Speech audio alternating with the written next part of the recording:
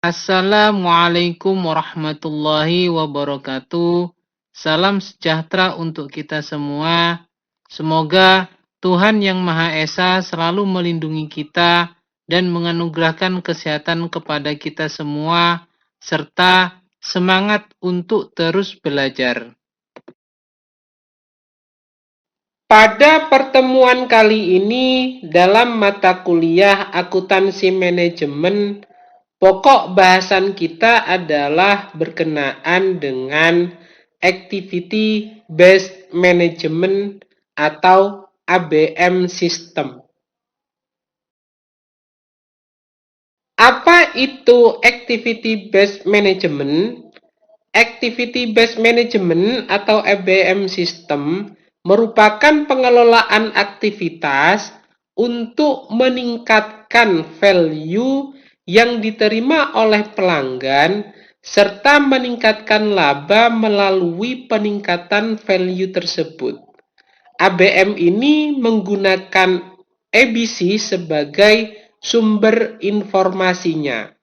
Sehingga kalau kita ingin memahami apa itu activity based management, maka merupakan aktivitas manajemen yang dipergunakan untuk meningkatkan value perusahaan. Dan peningkatan value tersebut tentunya bertujuan untuk peningkatan laba atau keuntungan perusahaan. Dalam penggunaan activity based management, maka yang menjadi indikator sebagai sumber informasi utamanya menggunakan activity based costing atau ABC system sebagaimana pembahasan pada periode sebelumnya. Ada beberapa keunggulan yang dapat diperoleh dengan menggunakan pendekatan ABC system ini. Apa saja itu?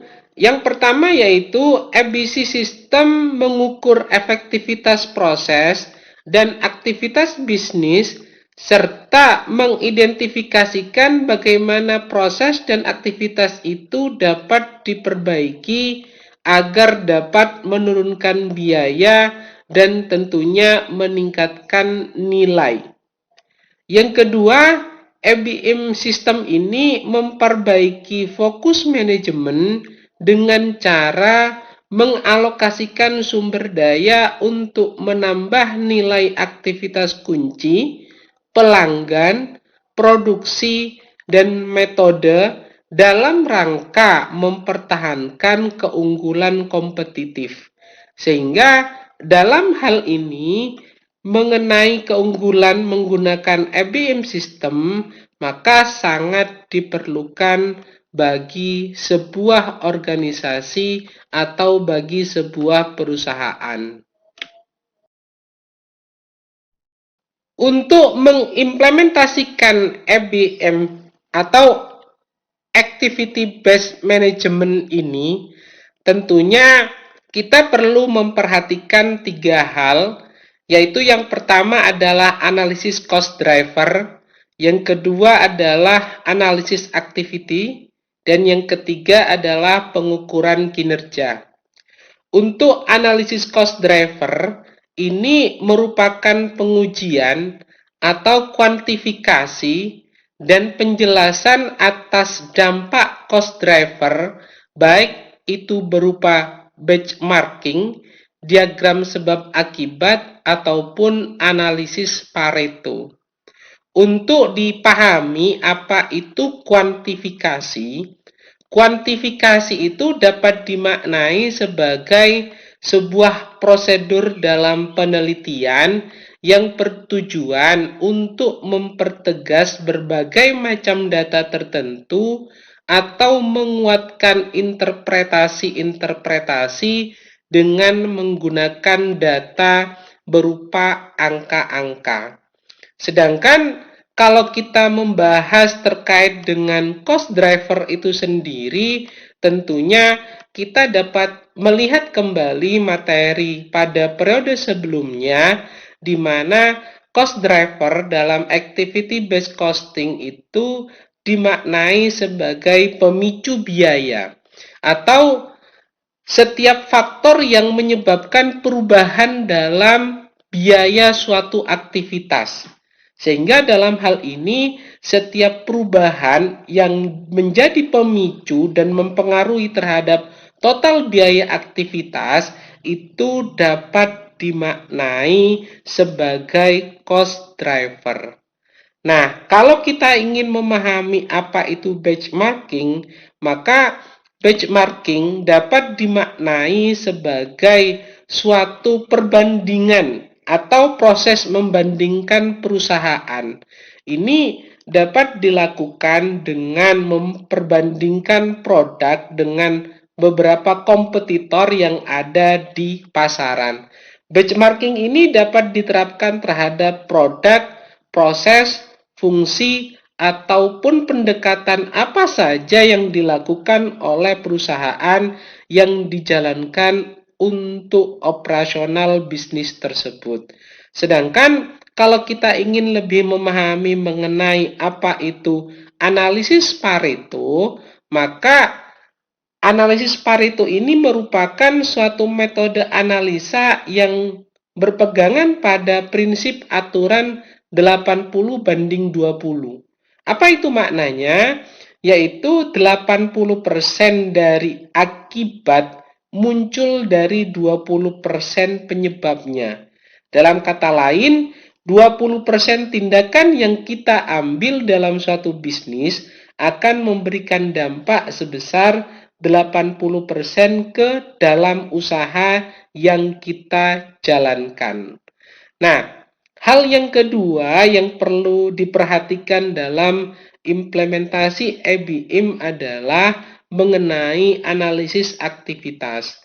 Analisis aktivitas ini digunakan untuk mengidentifikasi dan menggambarkan aktivitas dalam sebuah organisasi. Hal ini dapat dilakukan dengan cara observasi, review, atau kuesioner. Dan ada beberapa metode lainnya yang dapat dijalankan untuk melakukan identifikasi terkait dengan aktivitas yang dijalankan dalam sebuah organisasi, terutama perusahaan. Yang ketiga dalam implementasi ABM yang perlu diperhatikan adalah pengukuran kinerja. Nah, ini hal yang paling penting dalam activity based management. Karena dalam pengukuran kinerja ini dilakukan pengidentifikasian indikator pekerjaan yang telah dilakukan dan hasil yang dicapai oleh aktivitas, proses, atau unit organisasi.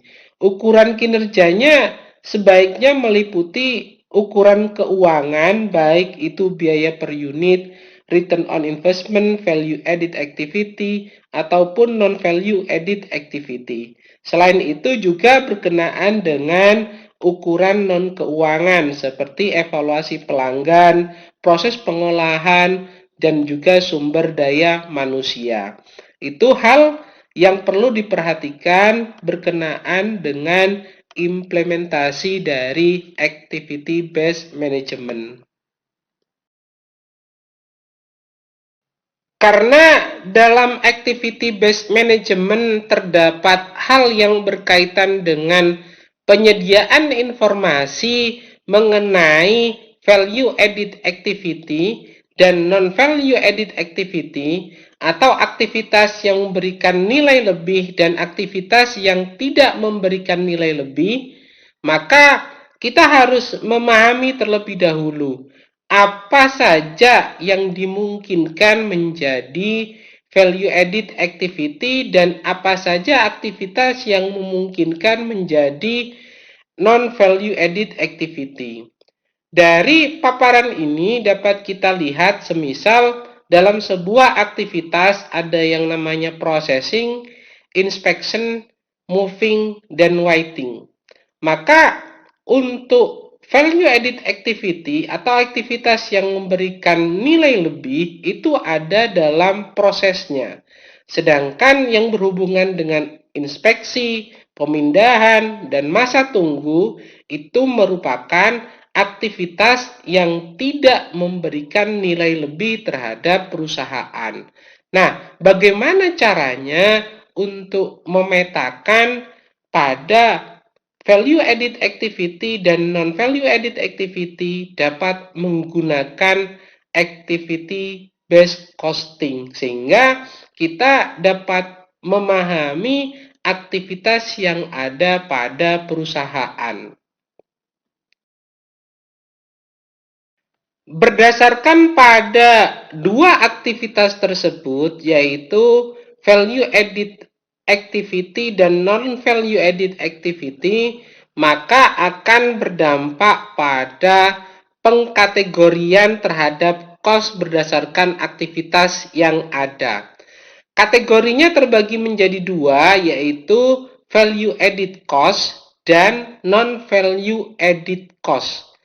Apa itu value added cost? Merupakan biaya aktivitas yang tidak dapat dihilangkan tanpa mempengaruhi value dari produk bagi pelanggan.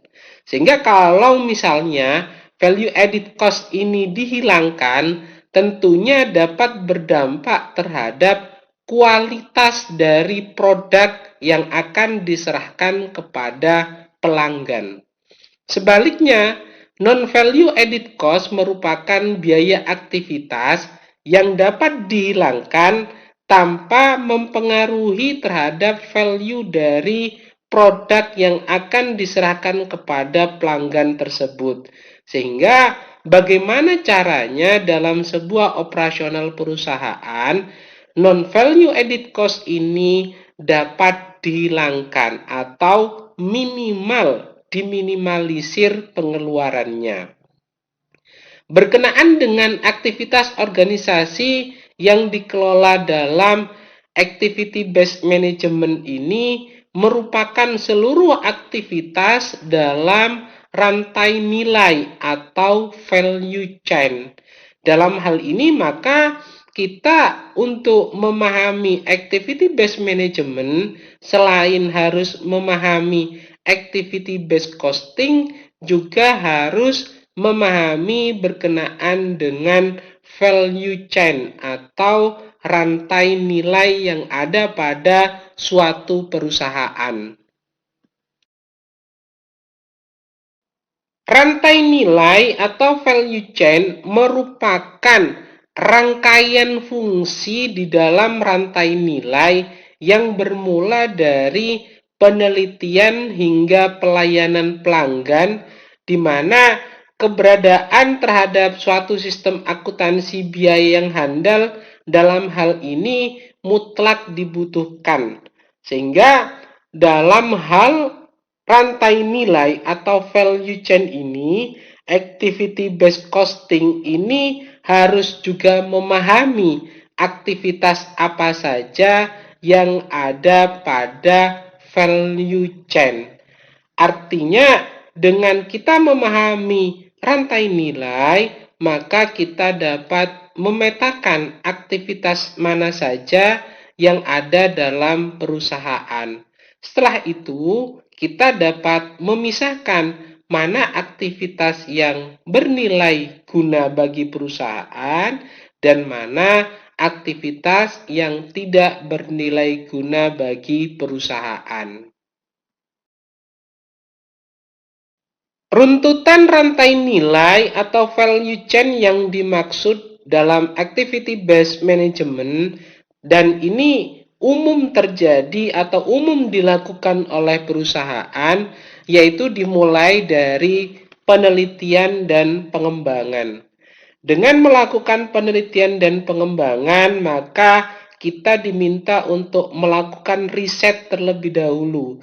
Apa yang dibutuhkan oleh pasar sehingga kita dapat memenuhi keinginan pasar tersebut. Baik dari kualitas ataupun dari harganya juga.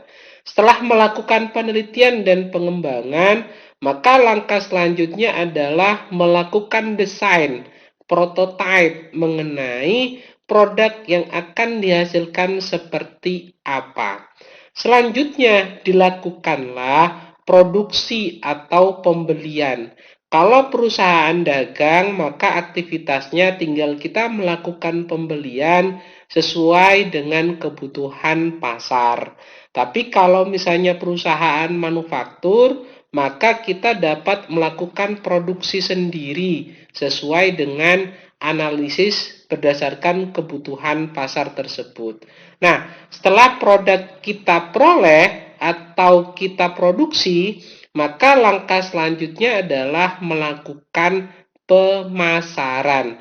Tentunya dalam hal pemasaran ini juga harus diimbangi dengan aktivitas iklan, aktivitas memperkenalkan produk kepada customer. Dan hal yang dapat dilakukan selanjutnya yaitu melakukan distribusi produk kepada agen-agen atau retail ataupun kepada customer langsung sesuai dengan pesanan yang diinginkan. Dan hal yang paling penting ini dalam rantai nilai atau value chain setelah distribusi adalah customer service. Dalam hal ini kita akan mengetahui keluhan dari pelanggan, apa kekurangan dan kebaikan dari produk yang kita miliki, sehingga dengan adanya informasi dari customer service tersebut dapat dijadikan bahan untuk melakukan pengembangan produk ke depannya. Sebagaimana kita pahami pada paparan sebelumnya bahwa dalam activity based management ini hal yang paling penting yang harus ada dalam implementasi activity based management adalah pengukuran kinerja. Dalam hal pengukuran kinerja, kita diminta untuk mengukur kinerja keuangan dan juga kinerja non-keuangan.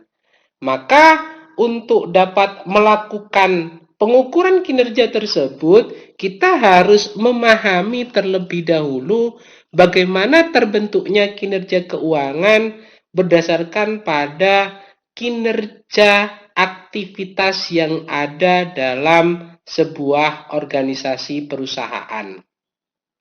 Sebagaimana kita ketahui bahwa aktivitas perusahaan umumnya terbagi menjadi tiga, yaitu aktivitas sumber daya manusia, bagaimana kita menyediakan SDM untuk menjalankan sebuah organisasi perusahaan.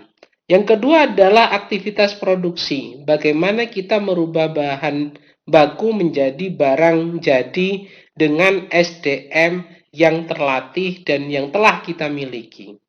Dan yang terakhir adalah aktivitas marketing. Dalam hal ini umumnya adalah mereka diminta untuk melakukan penjualan produk yang telah kita hasilkan. Nah, masing-masing dalam aktivitas tersebut memiliki hasil akhir yang harus dijadikan dasar evaluasi. Tentunya dalam aktivitas SDM, kinerja hasil akhirnya itu diukur dari tingkat kinerja SDM-nya atau produktivitas dari SDM tersebut. Sedangkan aktivitas produksi diukur dari tingkat kinerja produksinya, berapa yang dihasilkan dalam proses produksi tersebut, apakah efisien dan efektif dalam pelaksanaannya. Sedangkan kalau berhubungan dengan aktivitas marketing, hasil kinerja akhirnya yaitu berhubungan dengan kinerja marketing. Berapa penjualan yang dihasilkan dari aktivitas yang telah dilakukannya, baik aktivitas pengiklanan, pendistribusian, atau aktivitas lainnya yang berguna untuk mendukung penjualan perusahaan. Nah, dari masing-masing aktivitas tersebut dan memiliki evaluasi hasil akhir untuk mengukur masing-masing kinerja dari aktivitas yang ada, tentunya hal tersebut berdampak pada kinerja keuangan. Kenapa bisa demikian? Karena ketika kita berhubungan atau berbicara terkait dengan aktivitas SDM, ini berbicara mengenai berapa cost SDM yang harus dikeluarkan. Dan ini ada dalam laporan keuangan. Dan juga mengenai aktivitas produksi tentunya kita berbicara banyak hal. Dari yang namanya pembelian bahan baku dan juga pada proses produksinya. Nah, ini tentunya juga berhubungan dengan laporan keuangan. Apalagi aktivitas marketing.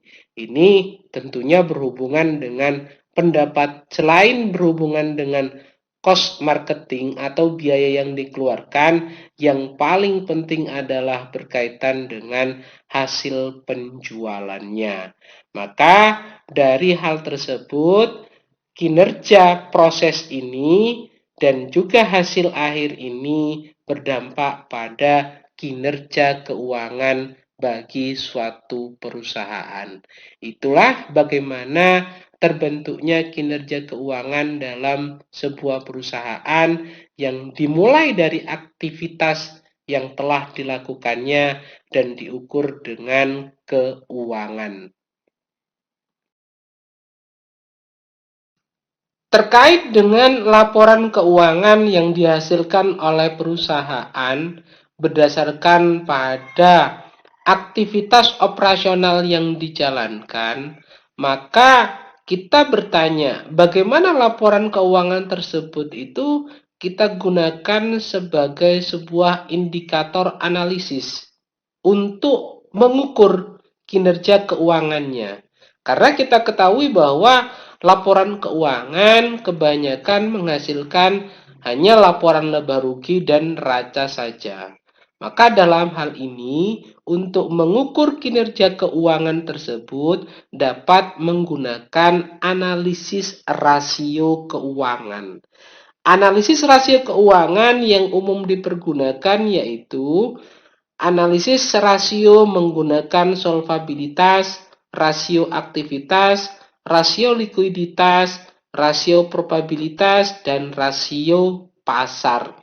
Rasio solvabilitas ini biasanya berbicara mengenai rasio hutang dengan aset dan juga berhubungan dengan interest. Nah, sedangkan yang berhubungan dengan rasio aktivitas ini biasanya berbicara mengenai perputaran piutang, perputaran persediaan, perputaran aset tetap, dan perputaran aset secara keseluruhan.